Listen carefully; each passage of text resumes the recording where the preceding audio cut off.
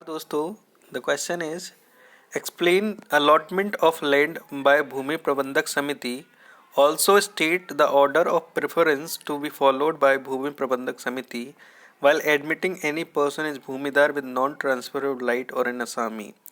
Or when can Bhumi Prabandhak Samiti admit any person to the land entrusted to Gram Panchayat under UP Revenue Code 2006? Discuss the order of priority in allotment of land of गांव सभा. तो question पूछ क्या रहा है वो बताते हैं. देखिए, आपका कब अलॉटमेंट ऑफ लैंड करते हैं, ठीक है, आपको कब जो है भूमि प्रबंधक समिति जो है आपको as a bhumidar with non transferable right बनाती है या असामी बनाती है. सबसे पहले तो आपको ये समझना पड़ेगा कि इसकी ज़रूरत क्यों पड़ी. इसकी ज़रूरत ऐसे पड़ती है, मान लीजिए किसी के पास ज़मीन नहीं है, कोई वेला घूम रहा है, ठीक है. अब कोई वेला घूम रहा है तो स्टेट गवर्नमेंट चाहती है कि भैया कोई वेला ना घूमे.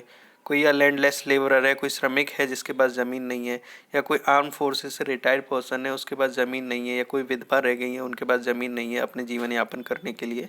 तो स्टेट गवर्नमेंट एक प्रोटेक्टिव मेज़र आपका ले डाउन करती है कि भैया, राज्य सरकार ये कहती है कि भैया कोई भी जो है लैंडलेस ना घूमे, किसी के पास कुछ जीवन यापन लिवलीहुड करने के लिए कुछ ना कुछ होना चाहिए. तो इसके रिगार्डिंग जो है भूमि प्रबंधक समिति देखती है. मान लीजिए कोई भूमि खाली पड़ी है या गांव सभा के पास जो भूमि है उनको जो है इंटरेस्ट कर देती है कि आप जो है ये भूमि ले लीजिए. अब उनको जो भूमि दी जाती है या तो एज एन असामी दी जाती है कि आपको लीज करी जा रही है, या आपको अलॉट की जाती है भूमिदारी विद नॉन ट्रांसफरेबल राइट. यानी कि आप भूमिदार तो बन सकते हो बट आपके पास ट्रांसफरेबल राइट नहीं है. आप उस ज़मीन को रख सकते हो लेकिन आप ट्रांसफ़र नहीं कर सकते. यानी कि आप इन्जॉयमेंट, आप उसके प्रोड्यूस इन्जॉय कर सकते हो और आप अपने जीवन यापन के लिए उससे कमाई या खाना पीना जो भी भरपूर मात्रा में जो कर सकते हो वो कर सकते हो. बाकी आप उसको ट्रांसफ़र नहीं कर सकते. और या एज एन असामी आप उसको लीज पे आप जो है ले सकते हो. तो ये आपका भूमि प्रबंधक समिति आपका करती है. ये बेसिक आपका जो है इस क्वेश्चन का एसेंस है. अब आप ये समझिए कि ये तो समझ में आ ही गया स्टेट गवर्नमेंट करती क्यों है. ये इसलिए करती है कि भैया कोई भी व्यक्ति जो है बिना भूमि के ना रहे, हर कोई अपना जीवन यापन कर सके. तो ऐसे जो है ये डीपीएसपी भी है, जैसे आर्टिकल 40 आपका कहता है कि स्टेट अपनी कैपेसिटी में, ठीक है, स्टेट मतलब खुद की कैपेसिटी में, अगर स्टेट के पास है तभी देगा ना. अगर स्टेट के पास ज़मीन नहीं है तो कहाँ से देगा. तो स्टेट खुद की कैपेसिटी में जितना हो सके आपका जो है right to equal wealth maintain कराना, यानी कि लिवलीहुड को मेंटेन कराना, ये आपके डीपीएसपी में भी तो आता है. तो इसलिए जो है ये डीपीएसपी है कि स्टेट गवर्नमेंट जो है ये डायरेक्टिव प्रिंसिपल्स आपका ले डाउन करती है कि लोकल सेल्फ गवर्नमेंट मेंटेन करने के लिए आप जो है मतलब निचले लेवल पर, अगर निचले स्तर पर किसी के पास ज़मीन नहीं है तो उनको जो है उनकी कैपेसिटी में आप स्टेट जो है क्या करेंगे, आप भूमि दे देंगे उनको. और भूमि कैसे देंगे, भूमिदार बिन नॉन ट्रांसफरेबल राइट उन्हें बना देंगे या एज एन असामी बना देंगे. ये तो आपका क्वेश्चन का एसेंस हो गया. अब देखते हैं कैसे कैसे जाता है चीज़.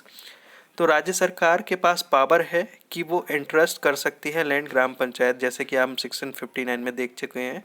तो जब भी आपका ग्राम पंचायत को इंटरेस्ट की जाती है स्टेट गवर्नमेंट के द्वारा, तो ये जो है सुपरिंटेंडेंट या मैनेजमेंट होता है उस भूमि का, वो भूमि प्रबंधक समिति करती है सेक्शन 60 के तहत. ये तो हमको पता ही है.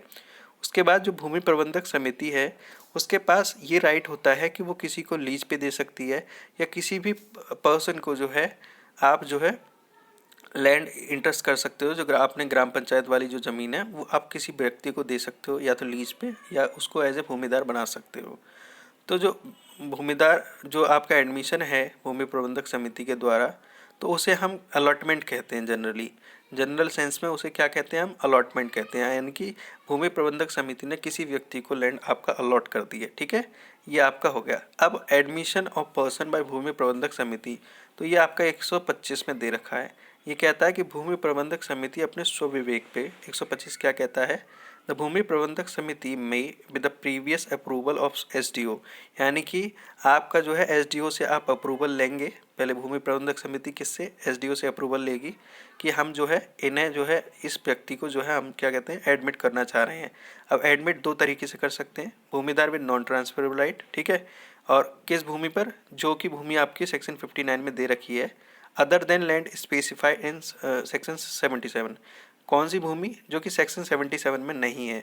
और सेक्शन 77 में कौन सी होती हैं, जिन पे आपका भूमिदारी राइट डू नॉट एक्रू, यानी कि जिस पे आपका भूमिदारी राइट एक्रू नहीं हो रहा है तो उस पे तो आप भूमिदारी राइट दे ही नहीं सकते, चाहे वो नॉन ट्रांसफरेबल नेचर का ही क्यों ना है। तो इसलिए जो सेक्शन 77 को एक्सक्लूड करते हुए जो भी भूमि आपका इंटरेस्टेड है ग्राम पंचायत में, उसमें वो जो है उस पर्सन को as a bhumidar with non transferable right बना सकती है। दोबारा इस पॉइंट को समझिए। सेक्शन 77 आपका बताता है कि कौन कौन सी भूमि पर आपका भूमिदारी राइट अक्रू नहीं करता है। तो उन ज़मीनों को छोड़कर बाकी जो बची हुई ज़मीन जो कि ग्राम पंचायत में निहित हैं, जो ग्राम सभा आपका हेल्ड कर रही है, तो उन ज़मीनों पर आपका जो है उस पर्सन को as a bhumidar with non transferable right आपका वो एडमिट कर सकते हैं। बाकी जो सेक्शन 77 में दे रखे हैं जिसमें भूमिदार राइट एक्रू नहीं होते हैं, उनमें आप उस पर्सन को एज एन असामी जो है दे सकते हैं। ये तो हमने तब भी पढ़ा था जब सेक्शन 77 पढ़ रहे थे कि एज एन असामी तो आप दे ही सकते हो। तो यही है 125 में यही कहा गया है कि भूमि प्रबंधक समिति with prior approval of SDO क्या कर सकती है, भूमिदार विद नॉन ट्रांसफरेबल राइट बना सकती है। कौन सी भूमि के लिए, जो सेक्शन 59 में है, अदर देन सेक्शन 77 वाली ज़मीन। और इसमें क्या है, सेकंड में असामी आप किसे बना सकते हो, जो सेक्शन 77 में ज़मीन दे रखी है उन पे आप असामी बना सकते हो, यानी उन पे सिर्फ लीज दे सकते हो आप। ठीक है, अब देखते हैं ऑर्डर ऑफ प्रेफरेंस कैसे दी जाती है, किस हिसाब से ऑर्डर बनाया गया है, किसको पहले प्राथमिकता दी जाएगी, किसको बाद में दी जाएगी, ये हम देखते हैं। तो admission of any person under 125, ये तो हम बता ही चुके हैं कि 125 में आपका एडमिशन होता है।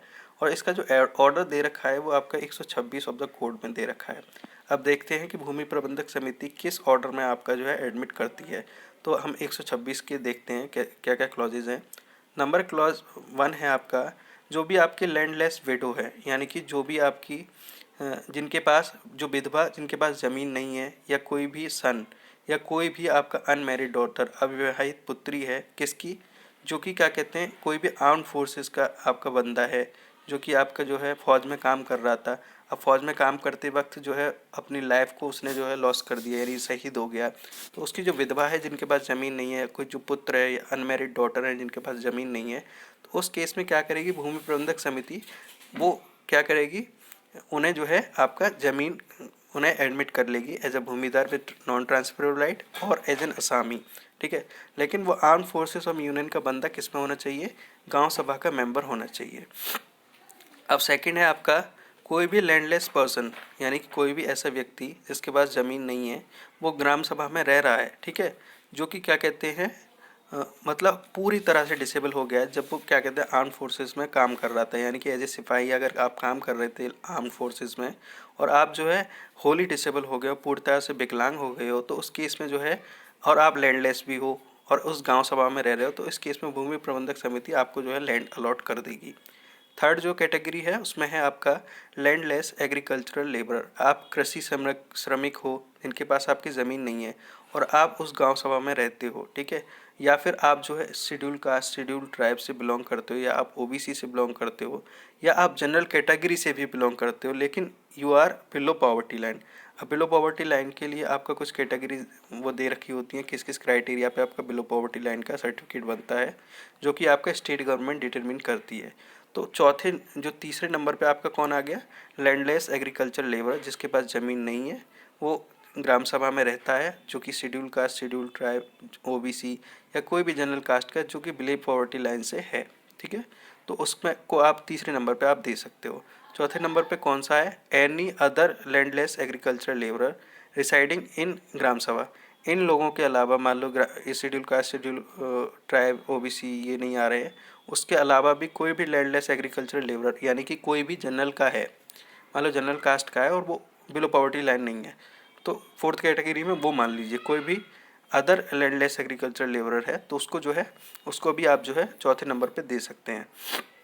पांचवा है a landless person residing in the Gram Sabha who has retired or being released or discharge from services in arm forces or otherwise than in officer. ठीक है, अगर कोई भी व्यक्ति जिसके पास ज़मीन नहीं है, तो वो ग्राम सभा में रह रहा है और उसको रिटायर किया गया है, या वो रिलीज़ हो गया है, या वो डिस्चार्ज हो गया है अपनी सर्विसेज से, यानी कि जो आर्म फोर्सेज जो फौज में वो काम कर रहा था उससे वो रिटायर हो गया है, या रिलीज़ हो गया है, या डिस्चार्ज हो गया अपनी जॉब से, या किसी भी ऑफिसर की तरह वो काम कर रहा था और उसके पास जो है ज़मीन नहीं है, तो उस केस में क्या करेगी, भूमि प्रबंधक समिति अलॉट कर सकती है उसको जो है ज़मीन। उसके बाद छठी नंबर पे क्या दे रखा है, कोई भी लैंडलेस फ्रीडम फाइटर। अब देखो स्वतंत्रता सेनानियों के लिए इसमें जो है एक बात कही गई है। पहले स्वतंत्रता सेनानियों का क्या होता था, 1947 के बाद उनके लिए पॉलिटिकल पेंशन अरेंज की गई थी, स्टेट गवर्नमेंट देती थी उन्हें पॉलिटिकल पेंशन, ठीक है। तो अगर वो पॉलिटिकल पेंशन भी नहीं मिल रही है उस व्यक्ति को और वो लैंडलेस है, ठीक है, और वो उस ग्राम सभा में रह रहा है, तो उसके लिए क्या कहते हैं, हम लैंड अलॉट करा देंगे, उसके लिए ज़मीन दे देंगे, ठीक। और ज़मीन कैसे देंगे, भूमिदार में non transferable right or as an असामी, ये तो हम देख ही चुके हैं। उसके बाद 7वीं कैटेगरी है, कोई भी भूमिदार या असामी उस ग्राम सभा में रह रहा है और उसकी ज़मीन जो है 1.26 हेक्टेयर से कम है, तब हम उसको अलॉट कर देंगे। तो ये 7वें नंबर वाली कैटेगरी तक आएगा ही नहीं व्यक्ति, अगर आता है तब उस केस में हम उसको अलॉट करते हैं। तो ये तो खैर बहुत निम्न वाली कंडीशन हो गई। उसके बाद 8वीं जो है ये वो है जहाँ कोई भी आपका लैंडलेस एग्रीकल्चर लेबरर है जो शेड्यूल कास्ट, शेड्यूल ट्राइब या ओबीसी या जनरल कैटेगरी का और बिलो पॉवर्टी लाइन का है। अब यहाँ नोटिंग पॉइंट ये 8वें और जो 3rd में अंतर सिर्फ इतना है कि जो व्यक्ति पहले जो था ओबीसी या एससी या एसटी या लैंडलेस एग्रीकल्चर लेबरर, वो उसी ग्राम सभा में रह रहा था। इसमें यह है कि उस ग्राम सभा में तो नहीं रह रहा है बट उस न्याय पंचायत में रह रहा है। अब मैं आपको समझाऊं, जैसे मान लीजिए काशीपुर मेरा ग्राम है, लेकिन काशीपुर ग्राम होते हुए हमारी जो न्याय पंचायत होती है वो एक गांव है हमारे करीब, नगला अजमेरी। तो उस नगला अजमेरी न्याय पंचायत में करीब 2-3 गांव आते हैं। तो जो व्यक्ति आपका ओबीसी या एसटी या एससी कास्ट का है या बिलो पॉवर्टी लाइन है जनरल कैटेगरी का, तो मान लीजिए वो दूसरे किसी ग्राम से बिलोंग करता है जबकि न्याय पंचायत उसकी सेम लगती है, उस केस में भी भूमि प्रबंधक समिति उसको अलॉट कर सकती है। तो ये सबसे लास्ट कैटेगरी में आपका दे रखा है।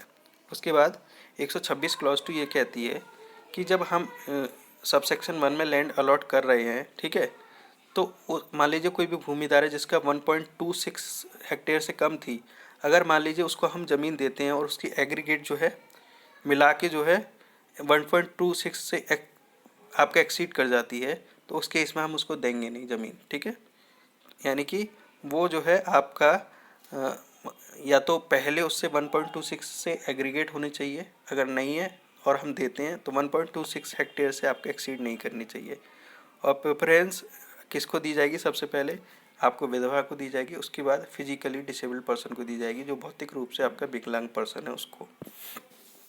अब देखते हैं कॉन्सिक्वेंसेज ऑफ अलॉटमेंट क्या होता है।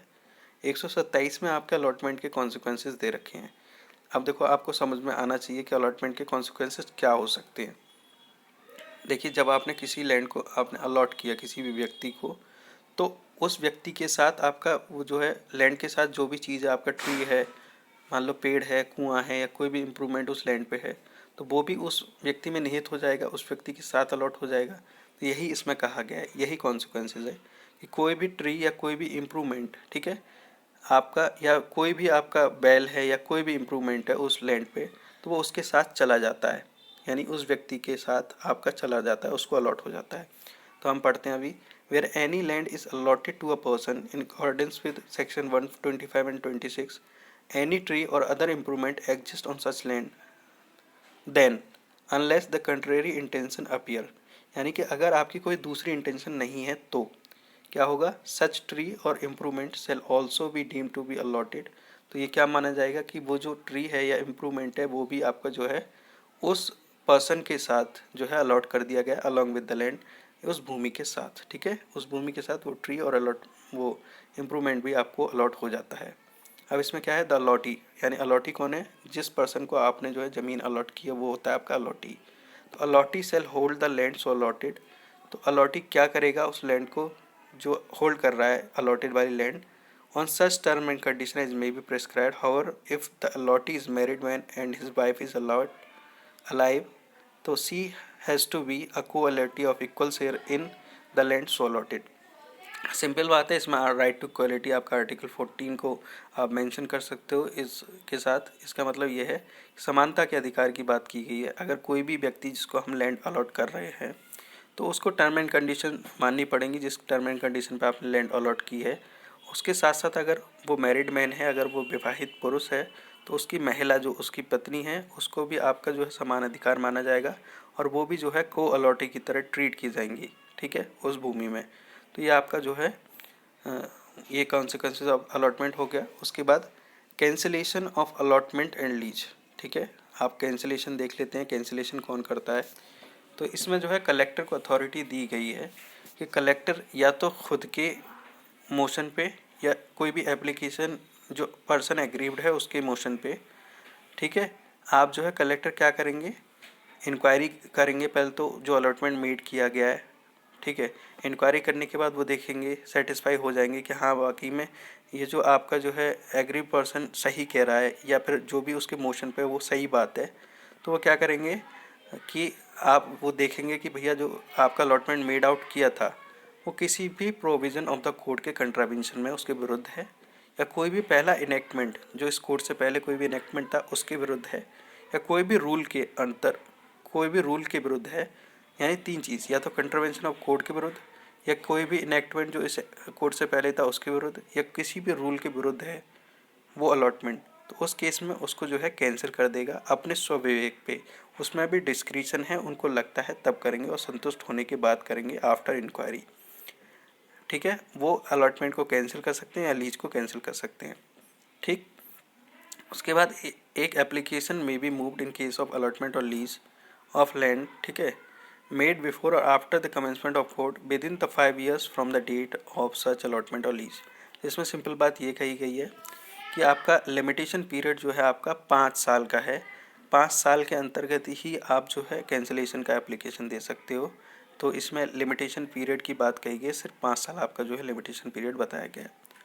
तो देखते हैं रामचरण वर्स एंड अदर्स से एडिशनल कमिश्नर आगरा डिवीज़न में क्या कहा गया है ऑनरेबल कोर्ट के द्वारा। तो ऑनरेबल कोर्ट ने ये कहा गया है, जब भी कभी हम कैंसिलेशन का एप्लीकेशन देखेंगे तो हम 2 इशू फ्रेम करेंगे। पहला इशू ये फ्रेम करेंगे whether bar of limitation will apply और नॉट, ठीक है। यानी कि आपने 5 साल के अंतर्गत की एप्लीकेशन फाइल किया है या सुमोटो कॉग्निजेंस जो है 5 साल के अंतर्गत लिया गया है कि नहीं। तो पहला इशू क्या होगा, whether bar or limitation will be applicable or not. Second issue हमारा होगा whether the allotment was obtained by fraud or not. If allotment was obtained by fraud then allotment shall be cancelled. यही बात कही गई है कि second issue would be whether the allotment was obtained by fraud or not. तो ये आपका जो है सेकेंड इशू होगा। उसके बाद आपका देख लेते हैं consequences of cancellation of allotment. अगर आपका अलॉटमेंट आपने किसी को ज़मीन अलॉट की है, ठीक है, अगर वो कैंसिल आउट हो जाती है, उसको निरस्त कर दिया जाता है, उसको जो है निराकरण कर दिया जाता है उसका, तो उसका कॉन्सिक्वेंसेस क्या होते हैं वो देखते हैं हम। तो कोई भी राइट और टाइटल ऑफ इंटरेस्ट होगा अलॉटी का या लेसी का उस भूमि में, या कोई भी व्यक्ति जो उनके थ्रू क्लेम कर रहा है, तो वो उस डेट से, जिस डेट से आपका कैंसिल हुआ है उस डेट से वो राइट टाइटल इंटरेस्ट जो है वो सीज कर जाएगा, ठीक है। और वो किसको रिवर्ट बैक हो जाएगा, क्योंकि वो ग्राम पंचायत की ज़मीन थी तो वो राइट टाइटल इंटरेस्ट जो है ग्राम पंचायत को रिवर्ट बैक हो जाएगा। उसके बाद कलेक्टर ये डायरेक्ट भी कर सकते हैं कि आप जो है डिलीवरी ऑफ पोजीशन दे दीजिए ग्राम पंचायत को, ठीक है, उस लैंड की या ट्री की या जो भी इम्प्रूवमेंट उस लैंड के साथ था। यानी फोर्थ विद उसी, जैसे आपने कलेक्टर ने कैंसिलेशन का ऑर्डर बनाया उसी के फोर्थ विद ये कह देंगे कि आप जो है डिलीवरी ऑफ पोजीशन कर दीजिए ग्राम पंचायत को उस ज़मीन की तुरंत के तुरंत। अगर आप तुरंत के तुरंत नहीं करते हैं तो आपको इजेक्टमेंट किया जाएगा, आपको बेदखली करी जाएगी, आपको निकाल फेंक दिया जाएगा उस ज़मीन से, ठीक है। और अगर आप फिर भी मतलब बेदखली का भी ऑर्डर नहीं मानते हो और आप पोजीशन में रहते हो, तो आपके पास जो है आपके खिलाफ़ जो है अन्य मतलब आपके खिलाफ़ नेसेसरी फोर्स भी यूज़ किया जा सकता है, आपके साथ बल का प्रयोग भी किया जा सकता है, आपको जो है ज़बरदस्ती भी निकाल दिया जा सकता है, जैसा कि कलेक्टर आपका उचित समझे। तो ये आपका यहाँ ख़त्म होता है ये क्वेश्चन का आंसर। धन्यवाद।